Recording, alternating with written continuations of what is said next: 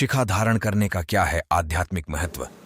शिव कौन है तो ये बाद में सब खुलेगा जब आप धीरे धीरे चलते जाओगे एक एक कदम।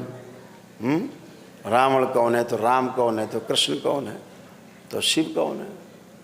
अभी यहाँ पे देख रहे हो, ये देख रहे हो, ये कमल ही है, ये भी कमल है, ध्यान रखो, जिसे आप त्रिशूल कह रहे हो। ये दो दल का कमल है, बीच में अगल बगल दो दल हैं, पंखुड़ी, एक ये एक वो। यहाँ पर दो ही दल का कमल है, यहाँ 16 दल का कमल है, और जो आज्ञा चक्र है इसमें 2 दल का कमल है, एक इधर पंखुड़ी और एक इधर, तो 2 बीच में रहता ये कमल का। तो ये 2 दल का कमल यही त्रिशूल है, ये प्रतीक है कमल का। अब आप इसको कुछ और कहने लगो तो फिर कहने रहो, कहने से क्या जाता है, लेकिन यहाँ 2 दल का कमल है, इसीलिए त्रिशूल है।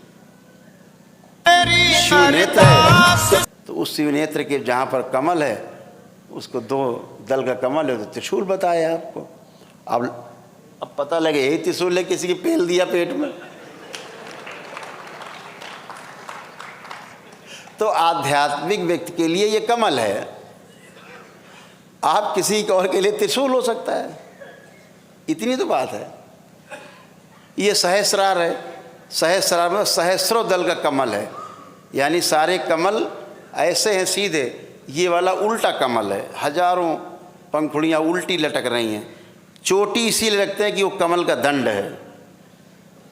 चोटी रखने का मतलब है कि ये पुष्प खिल गया है जिसका, वो चोटी रखने का अधिकारी। अभी हमारे नहीं लगी चोटी, अभी चोटी नहीं है भाई, तो नहीं खिला होगा, नहीं है तो सहस्र दल का कमल। तो क्या करते थे ऋषि मुनि, जिनका जो ब्रह्मचारी हो, सॉरी ब्रह्म विचरण करते थे, वो ब्रह्मचारी कह लो उन्हें, चाहे उन्हें ब्रह्मवेत्ता कह लो, चाहे पार ब्रह्म परमेश्वर कह लो, जब वो इससे पार हो जाते थे, सहस्रार से इसको वेदना जान लेते थे, तो ब्रह्म में विचरण करने वाले हो जाते थे।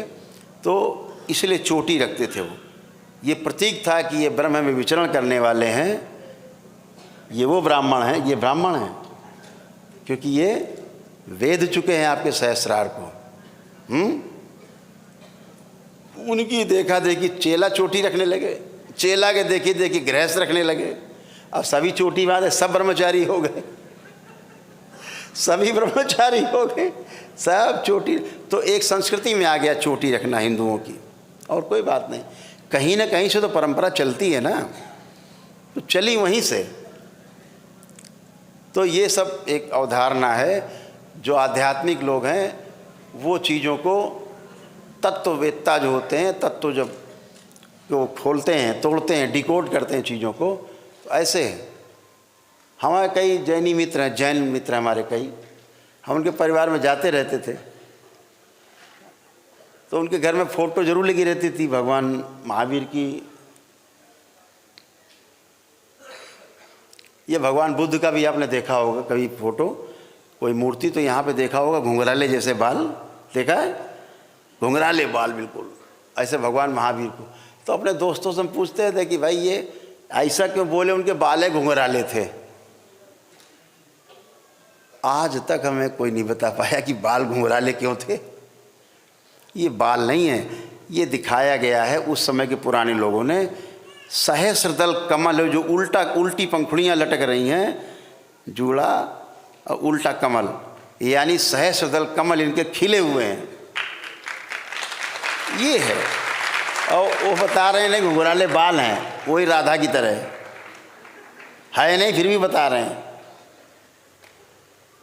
तो वो ऐसे ही बना के कुंडली वो कुछ का कुछ बताते हैं। तो आध्यात्मिक दृष्टि से जब विवेचन होगा, आपके साथ बैठेंगे कभी, को विधि से विवेचन होगा, को ढंग से होगा। तंत्र का अर्थ ही होता है विधि, उपाय। दरबार का ऑफिशियल चैनल करौली सरकार ईश्वरीय चिकित्सा विज्ञान केंद्र चैनल को जरूर सब्सक्राइब करें। सब अनुभव गम्य है, सब अनुभव आप कर सकते हैं पहली सी।